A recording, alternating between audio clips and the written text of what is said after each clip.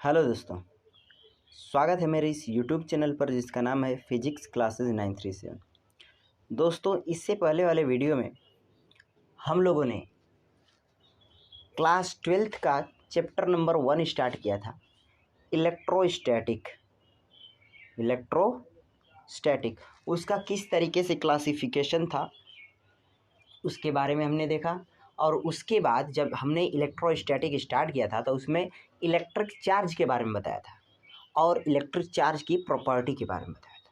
ठीक है, लेकिन इलेक्ट्रिक चार्ज किसी भी वस्तु पर किस तरीके से डिस्ट्रीब्यूट होता है इसके बारे में भी हम लोगों ने चर्चा कर लिया था। ठीक है, उसमें हमने पढ़ा था आवेशन की विधियाँ, that means methods of charging, मतलब कि किस तरीके से आवेशों का एक वस्तु से दूसरी वस्तु पर स्थानांतरण होता है। उसमें पहली विधि हमने पढ़ा था घर्षण विधि, मीन्स फ्रिक्शन मेथड। उसमें हमने बताया था कि जब कांच की छड़ को रेशम के कपड़े से रगड़ा जाता है तो उसमें इलेक्ट्रॉनों का आदान प्रदान हो जाता है, जिससे वे दोनों वस्तुएं क्या हो जाती है, चार्ज हो जाती है, आवेशित हो जाती है। क्लियर है। और उसमें एग्जाम्पल हमने यह भी दिया था कि जैसे हम लोग पेन को बचपन में सभी लोग किए ही होंगे, तो पेन को जब हम लोग अपने बालों में रगड़ते हैं, ध्यान रहे कि रगड़ होने के लिए बालों में ऑयल लगना नहीं चाहिए। क्यों? क्योंकि अगर ऑयल होगा तो वो सिल्की होगा, वो रगड़ खाएगा ही नहीं। ठीक है ना। तो जब हम लोग बालों में रगड़ते हैं और उसको कागज़ के टुकड़ों के पास लेकर जाते हैं तो हम पाते हैं कि वे जो कागज़ हैं वे पेन से अट्रैक्ट होने लगते हैं, मीन्स चिपकने लगते हैं। ठीक है, तो वो भी कौन सा मेथड है आवेशन की? फ्रिक्शन मेथड, घर्षण विधि। क्लियर है। अब जो दूसरा मेथड था चार्जिंग का वो था चालन विधि, कंडक्शन मेथड। इस बात को ज़रा समझिएगा क्योंकि इस पर क्वेश्चन भी बनते हैं। ठीक है, इसमें होता क्या है समझिए, जो मैंने लिखा है वो तो लिखा ही है, आप समझिए। देखो, दो चालक होते हैं, दो कंडक्टर होते हैं। ठीक है, एक आवेशित होता है और दूसरा अनावेशित, मतलब कि एक चार्ज होता है और दूसरा चार्ज नहीं होता है। ठीक है, जैसे यहाँ पर हमने ये लिया है, देखिए इस पर आवेश है और इस पर कोई आवेश नहीं है। ठीक है, जब हम लोग ध्यान रहे इसको, इन दोनों को स्पर्श कराते हैं, स्पर्श कराने का मतलब कि टच करा रहे हैं। ठीक है ना, क्योंकि अगला मेथड जो आएगा उसको हम लोग स्पर्श नहीं कराएंगे, बस थोड़ा सा पास में रखेंगे। ठीक है, तो जब हम इन दोनों को स्पर्श कराते हैं तो होता क्या है, जो इस पर चार्ज है वो इस वाले में जाने लगता है। अगर वो प्लस चार्ज है इस पर तो प्लस वाला चार्ज इस पर जाएगा, और अगर इस पर नेगेटिव चार्ज होता नेगेटिव चार्ज तो इस पर नेगेटिव चार्ज। मतलब कहने का अर्थ ये है कि जब हम लोग इसको स्पर्श कराते हैं तो दोनों वस्तुओं पर समान प्रकृति का आवेश आ जाता है, दोनों मेटल्स पर समान प्रकृति का आवेश आ जाता है और वो भी बराबर बराबर आता है। जैसे अगर इस पर 12 कूलम आवेश है तो जब इनको संपर्क में लाया गया, स्पर्श कराया गया, तो इस पर 6 आ जाएगा और इस पर 6 आ जाएगा। ठीक है, वही हमने दिखाया कि अगर Q आवेश है इस पर तो जब इनको टच कराया गया है तो इस पर Q/2 और इस पर Q/2 आवेश आ गया है। ठीक है, इस पर क्वेश्चन बनते हैं, आगे हम लोग देखेंगे भी। ठीक है, अगला मेथड है प्रेरण विधि, मीन्स इंडक्शन मेथड। अब प्रेरण का मतलब ये होता है कि किसी से प्रेरणा लेकर चार्ज होना। तो देखिएगा, समझिएगा, इसमें हम लोग दोनों बॉडी को आवेशहीन रखते हैं, मीन्स दोनों में से किसी पर भी चार्ज नहीं है, दोनों को स्टैंड विद्युत रोधी स्टैंडों पर खड़ा कर दिया भैया। उसके बाद जब हम लोग इन दोनों को क्या करते हैं, संपर्क में लाते हैं। देखो, संपर्क में लाना और स्पर्श कराना दोनों में अंतर है। जैसे अगर मैं क्या करूं कि मान लो कोई मुंबई मेरा फ्रेंड है तो मेरा उससे डेली बात होता है कॉल से, मान लो ऐसा। ठीक है, तो मैं कहूँगा कि वो मेरे संपर्क में है। अब हम लोग मिल तो नहीं रहे हैं परंतु बातें तो कर रहे हैं, संपर्क में तो है, कुछ डिस्टेंस पर है वो, तो उसका अर्थ हुआ कि संपर्क में मतलब कि बातचीत चल रही है, और स्पर्श का मतलब कि टच किया जा सके। ठीक है, तो ये जो मेथड है, एक मिनट, ये जो मेथड है चालन विधि, इसमें वस्तुएं मीन्स मेटल्स जो होते हैं वो स्पर्श करते हैं, टच करते हैं, जबकि जो प्रेरण विधि है वो टच नहीं करता है, वो जस्ट उसके पास होता है। ठीक है, अच्छा, तो जब दोनों आवेशहीन मेटल्स को पास मिलाया जाता है और पास मिलाने के बाद वो एक आवेशित छड़ उनके पास रखा जाता है, ठीक है। तो हम पाते हैं कि ये जो मेटल्स है इसमें के जो इलेक्ट्रॉन होते हैं वो धनावेशित छड़ के तरफ खींचे चले जाते हैं। अब छड़ हमेशा धनावेशित हो ये जरूरी नहीं है, हमने तो बस एक कंडीशन लिया है। तो ये देखो इसमें इलेक्ट्रॉन खींचे चले जा रहे हैं यहाँ पर इसके तरफ, क्लियर है। और जो इसका धनावेश होगा वो इधर की तरफ हो जाएगा। उसी प्रकार जो ये दूसरे वाले मेटल्स के इलेक्ट्रॉन होंगे वो भी खींच जाएंगे इधर इसके तरफ, तो बचेगा कौन, इस पर धनावेश बचेगा। इस तरीके से पुनः जब हम इन दोनों को दूर दूर रखते हैं तो हम पाते हैं कि एक मेटल्स पूर्ण रूप से ऋणावेशित हो गया और दूसरा मेटल्स पूर्ण रूप से धनावेशित हो गया, ठीक है। तो इस तरीके से विपरीत प्रकृति के चार्ज इन दोनों मेटल्स पर आ जाते हैं। ध्यान रहे कि इंडक्शन मेथड में दोनों जो मेटल्स होते हैं उन पर विपरीत प्रकृति का आवेश आता है, जबकि जो चालन विधि होती है, कंडक्शन मेथड जो होता है, उन पर जो चार्ज आते हैं वो समान प्रकृति का होता है, ठीक है। ये याद रखें आप। अब हमने तो देख लिया भाई कि हाँ आवेश आ रहा है, लेकिन ऐसे देखने को थोड़ी मिलेगा। कोई भी वस्तु अगर है तो देखने को थोड़ी मिलेगी कि हाँ वो आवेशित है, ठीक है ना। तो हम कैसे पता करें कि कोई भी वस्तु आवेशित है अथवा नहीं? तो आवेश कोई भी वस्तु पर है या नहीं, इस बात का पता लगाने के लिए हमारे पास एक युक्ति होती है जिसका नाम है, जिसको हम लोग कहते हैं इलेक्ट्रोस्कोपी। क्या कहते हैं भैया? इलेक्ट्रोस्कोपी। ये कूलम्स लॉ इसके बाद है, मैंने पहले लिख दिया है भूल चूक से, ठीक है ना। तो इलेक्ट्रोस्कोपी एक ऐसी युक्ति होती है, एक ऐसा सब्सटेंस है जिसकी सहायता से हम लोग किसी भी वस्तु पर आवेश है अथवा नहीं है, वो वस्तु आवेशित है कि नहीं है, इसका पता लगाते हैं हम लोग, ठीक है। कैसे? इलेक्ट्रोस्कोपी का संरचना किस तरीके से होता है, ठीक है। इलेक्ट्रोस्कोपी को हिंदी में विद्युतदर्शी कहते हैं, ठीक है।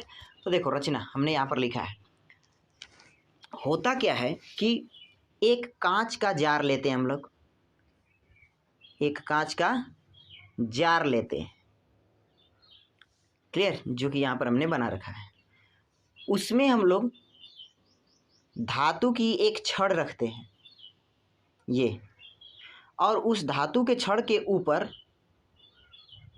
एक मेटल्स की, मतलब धातु की एक घुंडी लगा देते हैं ऐसे, क्लियर है।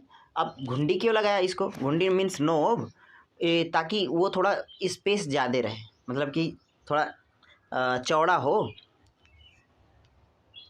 उसके बाद इस छड़ के निचले हिस्से पर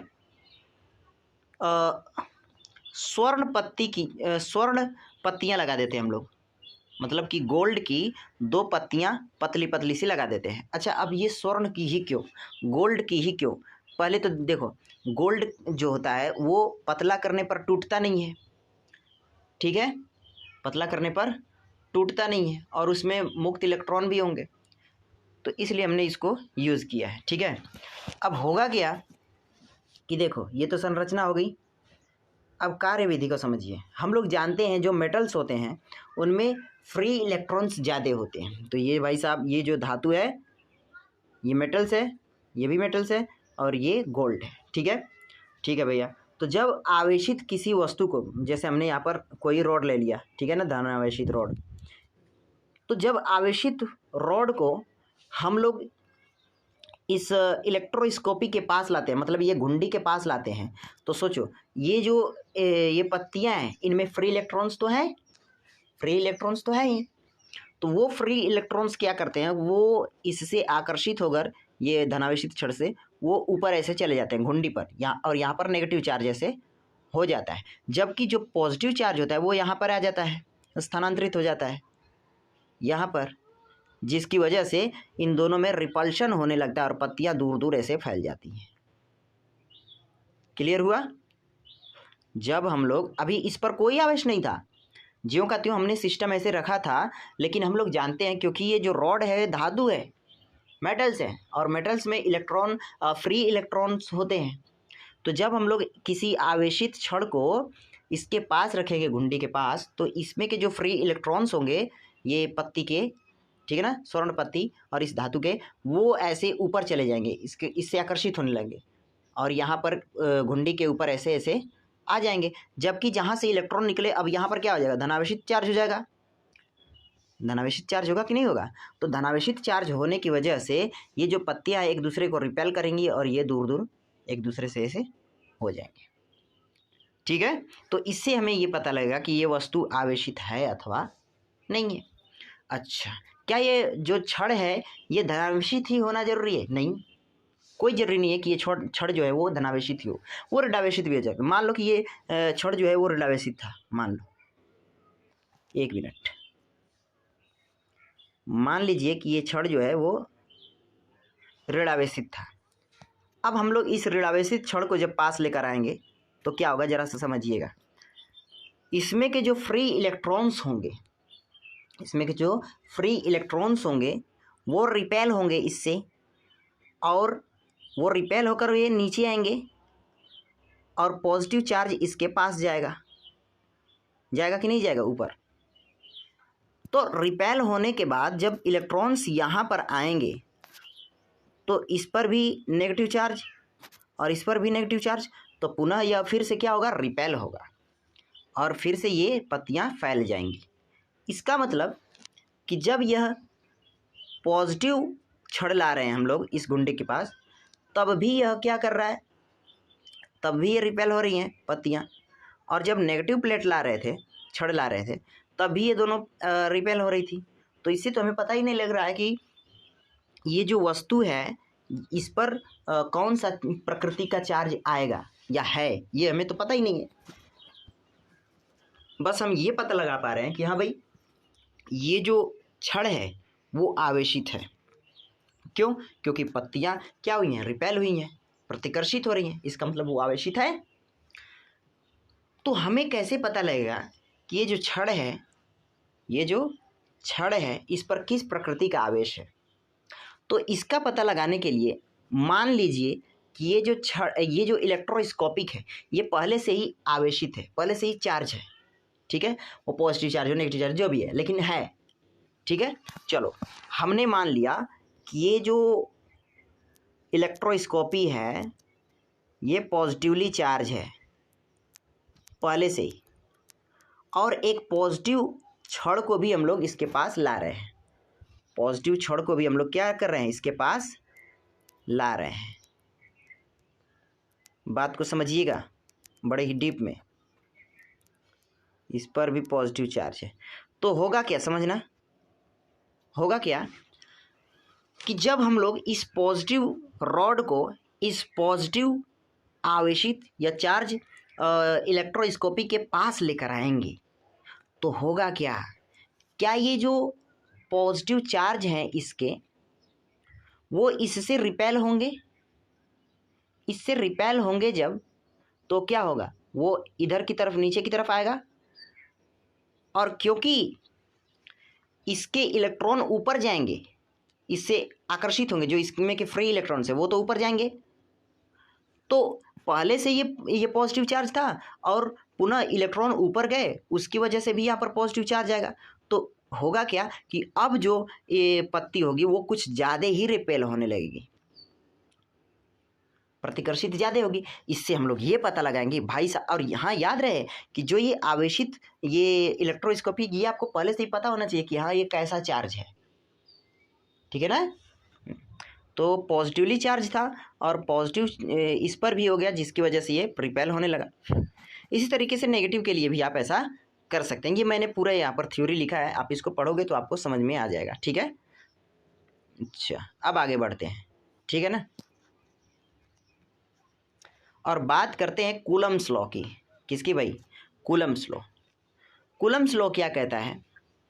कूलम्स लॉ कहता है कि किन्हीं दो बिंदु आवेशों के मध्य लगने वाला वैद्युत आकर्षण अथवा प्रतिकर्षण बल दोनों आवेशों के परिमाण के गुणनफल के अनुक्रमानुपाती तथा उनके बीच की दूरी के वर्ग के व्युत्क्रमानुपाती होता है, ठीक है, व्युत्क्रमानुपाती होता है, ठीक है भाई साहब। जैसे मान लो कि ये कोई चार्ज है Q1 और ये कोई चार्ज है Q2, ठीक है, ये दोनों एक दूसरे से R दूरी पर हैं, तो जो फोर्स होगा वो force is directly proportional to Q1 into Q2। यहाँ पर मैंने लिखा है यार, यहाँ देखो, ठीक है ना, directly proportional to Q1 into Q2 and F is also inversely proportional to 1/r²। R क्या है, और दोनों आवेशों के बीच की दूरी है। तो हम लोग इसको क्या लिख सकते हैं, F is directly proportional to Q1 into Q2 upon r²। अब ये जो प्रोपोर्शनल का साइन है इसको हटाने के लिए कांस्टेंट लाते हैं जिसकी वैल्यू क्या है 1/4πε0k, ठीक है ना। अब देखो एप्सिलॉन इसमें है क्या, Q1 Q2 चार्ज है, R क्या है, डिस्टेंस है, और जो ये जो एप्सिलॉन है ना, ये एप्सिलॉन नॉट, इसकी वैल्यू होती है 8.85 इंटू 10⁻12 कूलम स्क्वायर पर न्यूटन मीटर स्क्वायर। इसको कहते क्या भैया, निर्वात की वैद्युतशीलता कहते हैं, निर्वात की वैद्युतशीलता कहते हैं। और ये जो K है, K क्या है, ये माध्यम का नियतांक है ना, माध्यम का, ठीक है। अच्छा, ये किसके लिए है भैया, ये फोर्स जो लग रहा है अगर दोनों चार्ज किसी मीडियम में रखें तब के लिए। अगर यही दोनों चार्ज वायु में रखे होते निर्वात में, तो हमारा जो फोर्स का वैल्यू आता वो F is equal to K को हटा देते, K की वैल्यू वहाँ पर हम लोग क्या लिख देते, रुक जाओ, K की वैल्यू हम लोग 1 रख देते, तो हमें मिलता है F is equal to 1/4πε0 Q1 Q2 r²। ये है निर्वात या वायु के लिए फॉर्मूला, याद रखें। K की वैल्यू 1/4πε0 Q1 Q2 r²। अच्छा सर, तो क्या मीडियम में और एयर में या यूँ कहें निर्वात में, वैक्यूम में जो फोर्स है उनके बीच कुछ रिलेशन भी हो सकता है, बिल्कुल हो सकता है, आगे हम लोग अभी देखेंगे, ठीक है ना। देखो अब कूलम्ब्स लॉ की कुछ विशेषता है, क्या भैया, कूलाम बल जो है एक संरक्षीय बल होता है। इसका क्या मतलब हुआ, मतलब कि जो कूलाम बल है, कूलामीय बल है, वो पथ पर निर्भर नहीं करता है, ठीक है। अच्छा, कूलाम बल का सदिश रूप क्या होगा भैया, तो वो कुछ इस तरीके से होगा 1/4πε0 K Q1 Q2 r², ठीक है ना। और K की वैल्यू 1, तो निर्वात में जैसा कि हमने वहाँ पर अभी दिखाया था इस तरीके से, ये परिमाण है और ये वेक्टर फॉर्म है। अब कूलम्ब्स लॉ पर कुछ क्वेश्चंस कर लेते हैं भाई, उसके बाद हम लोग आगे बढ़ेंगे। देखो कह रहा है क्वेश्चन नंबर 1 कि 0.1 माइक्रोकूलाम तथा 0.3 माइक्रोकूलाम आवेश से आवेशित दो गोलों के बीच की दूरी निर्वात में याद रखें, निर्वात में 30 सेंटीमीटर है, तो उनके बीच विद्युत बल का परिमाण ज्ञात करो। तो देखो हमने यहाँ पर सॉल्व किया है, Q1 और Q2 ये दोनों चार्ज हो गए क्वेश्चन के अनुसार, और इनके बीच की दूरी 30 सेंटीमीटर हो गया, और Q1 की वैल्यू है 0.2 माइक्रोकूलाम और Q2 की वैल्यू है 0.3 माइक्रोकूलाम। Q1 को हम लोग जब 0.2 को जब हम लोग कूलाम में बदलेंगे तो 10⁻⁻6 से मल्टीप्लाई कर देंगे, और उसी प्रकार Q2 is equal to 0.3 into 10⁻⁻6 coulomb हो जाएगा, ठीक है। ये जो डिस्टेंस है इसको सेंटीमीटर में ना बदल कर हम लोग क्या किस में बदलेंगे, मीटर में, तो वो क्या हो जाएगा 30 इंटू 10⁻⁻2 मीटर।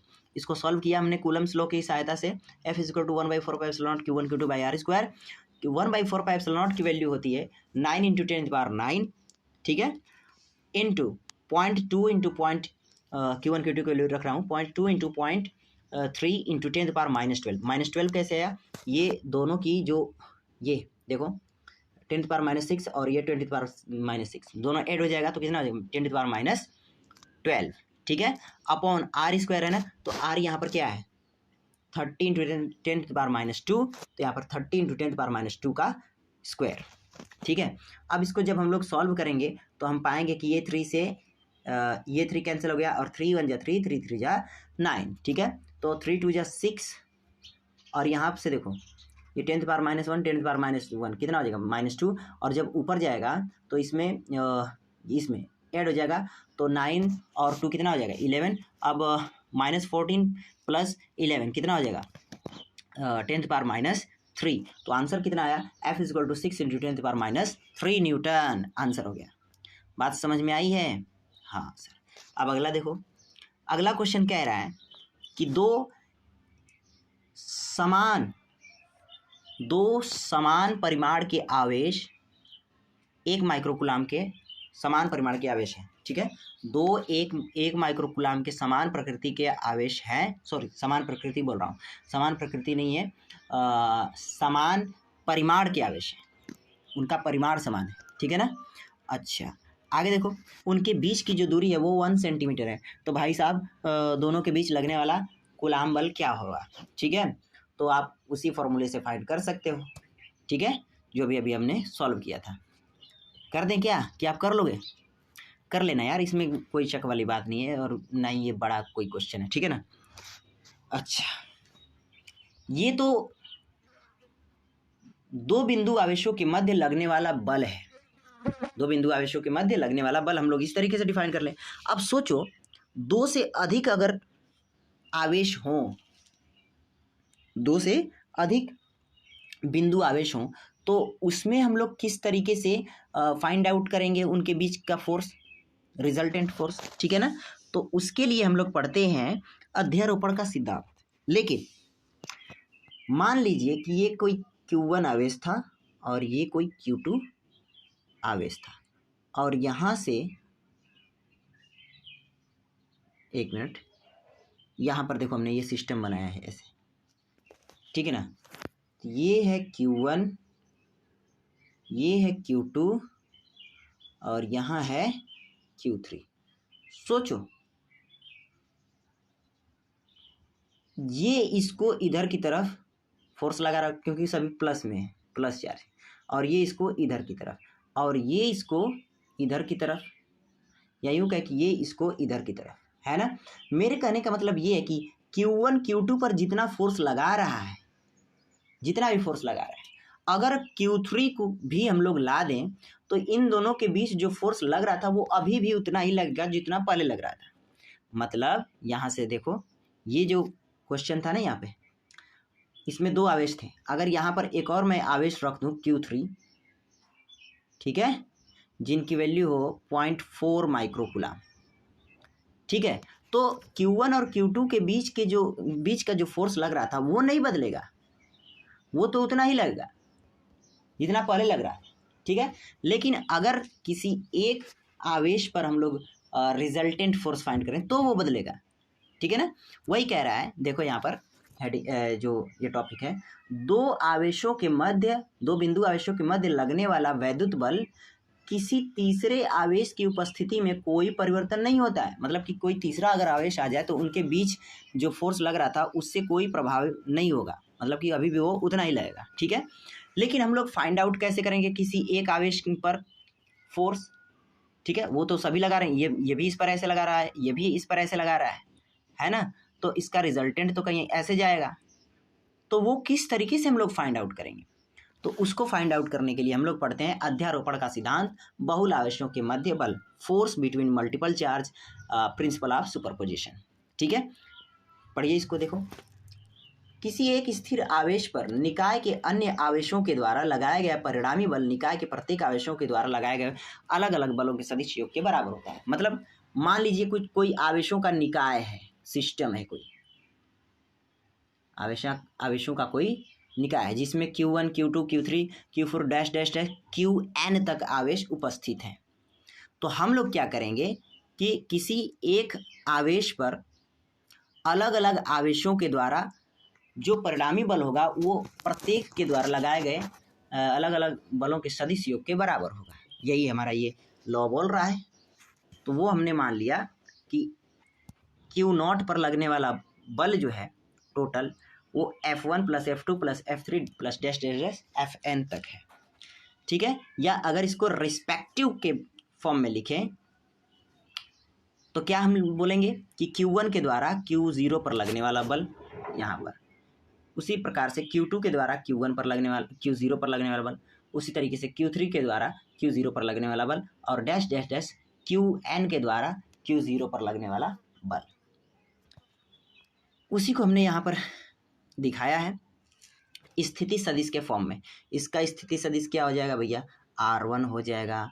इसका स्थिति सदिश क्या हो जाएगा, R2 हो जाएगा। इसका स्थिति सदिश क्या हो जाएगा, R3 हो जाएगा। तो इन दोनों के बीच का स्थिति सदिश क्या हो जाएगा, क्या हो जाएगा, R0 माइनस R1 हो जाएगा। ठीक है, उसी को हमने यहाँ पर दर्शाया है। ठीक है, देखो इसको जब सॉल्व करोगे आप तो टोटल जो फोर्स मिलेगा वो कुछ इस तरीके से मिलेगा, ये वेक्टर फॉर्म की तरह।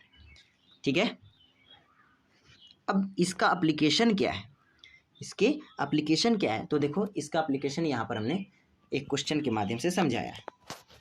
समझिए इस क्वेश्चन को। भुजा ए वाले वर्ग ABCD के प्रत्येक कोने पर Q आवेश रखा है जिनका परिमाण सेम है प्रत्येक का।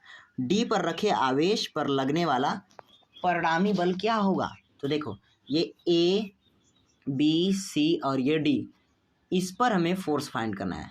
सबके प्रत्येक संपूर्ण आवेशों के द्वारा D बिंदु आवेश पर जो लग रहा है फोर्स टोटल, हमें वो फाइंड करना है। तो सोचो ये वाला आवेश इसको रिपेल करेगा इधर, और ये वाला आवेश रिपेल करेगा इसको इधर। ठीक है, तो यहाँ पर दो से अधिक आवेश है ना, दो से अधिक आवेश है, तो यहाँ पर कौन सा लॉ लगेगा, ये अध्यारोपण का सिद्धांत वाला। ठीक है ना, तो यहाँ से देखो इन दोनों के द्वारा जो फोर्स लग रहा है उसका हम लोग वेक्टर फॉर्म से रिजल्टेंट फाइंड करेंगे, तो ये आएगा कि नहीं आएगा, आएगा नहीं ये R। ठीक है, और ये जो Q आवेश लगा रहा है इस पर फोर्स, क्या वो भी इधर ही लगाएगा। तो हम लोगों ने वेक्टर में पढ़ा है कि अगर दो सदिशों का रिजल्टेंट सेम डायरेक्शन में हो तो हम लोग उसको बीजगणितीय योग के माध्यम से जोड़ सकते हैं। तो हमने क्या किया है समझिए, जो FDC मतलब कि C के द्वारा लगा D पर लगने वाला बल ये रहा, इसके द्वारा ऐसे ये लिखा हूँ। FDA मतलब कि A के द्वारा D पर लगने वाला बल, इनका परिणामी हमने निकाला तो आया कुछ इस तरीके से। सॉल्व किया हमने, ये 90 डिग्री का इन दोनों के बीच का एंगल है, तो cos 90 कितना होता है, cos 90 0, तो ये तो 0 हो गया टोटल, बचा ये दोनों। अब क्योंकि आप ध्यान से देखो तो इनके बीच का जो डिस्टेंस है ना वो सेम है यहाँ पर, और आवेश का परिमाण भी सेम है। इसका मतलब कि फोर्स का जो परिमाण होगा वो भी सेम आएगा, इसलिए हमने लिखा है बिकॉज परिमाण ऑफ मतलब कि magnitude of FDC is equal to magnitude of FDA, this should be equal. ठीक ना, मतलब कि ये दोनों आपस में क्या होंगे, इक्वल होंगे। तो हम लोग किसी एक को इसमें लिख सकते हैं, तो यहाँ पर क्या लिख सकते हैं, 2 अगर बात किया जाए क्या 2FDA लिख सकते हैं और इसका होल स्क्वायर। ठीक है ना, तो एक इसमें से क्या हो गया, बाहर आ जाएगा FDA और अंदर बचेगा 2, तो वो हमने यहाँ पर मेंशन किया है। ठीक है, और अब अगर FDA की वैल्यू रखी जाए, FDA की वैल्यू यहाँ से रखी जाए तो 1/4 Q² A² होगा कि नहीं होगा। और यहाँ पर मैं भूल गया हूँ, आप लिख लेना, यहाँ पर होगा √2। ठीक है, क्लियर है। अच्छा, अब क्योंकि F1 तथा FDB एक ही डायरेक्शन में होगा, मतलब कि इसके द्वारा जो फोर्स लगा, इसके द्वारा फोर्स जो लगा, इनको हमने फाइंड आउट किया, तो इसका रिजल्टेंट ये आ रहा है ना, तो ये हमने F1 मान लिया, F1 इन दोनों के द्वारा जो लग रहा है। ठीक है, अब B पर स्थित जो आवेश ये है, इसके द्वारा जब हम लोग फोर्स फाइंड करेंगे तो उसका भी डायरेक्शन यही आएगा, इसलिए F1 और FBD एक ही डायरेक्शन में है, इसलिए हमने इन दोनों को बीजगणितीय योग से जोड़ लिया है, वेक्टर फॉर्म से नहीं ऐड किया। यहाँ पर इन दोनों को हमने केवल वेक्टर फॉर्म से ऐड किया था। ठीक है, तो जब ऐड करेंगे तो F1 + FDB और इसकी वैल्यू हमने ये रखा, और इसका जब हम लोग फाइंड करेंगे तो ये जो डिस्टेंस है वो आएगा A√2, पाइथागोरियन प्रमेय से A√2, और यहाँ पर हमने रखा उसको, तो सॉल्व करने के बाद हमारा जो आंसर आया वो कुछ इस तरीके से है। क्लियर है, आशा करता हूँ कि आपको ये बातें समझ में आएगा। अब अगले लेक्चर में कुछ और क्वेश्चंस करेंगे और आगे के टॉपिक देखेंगे। ठीक है।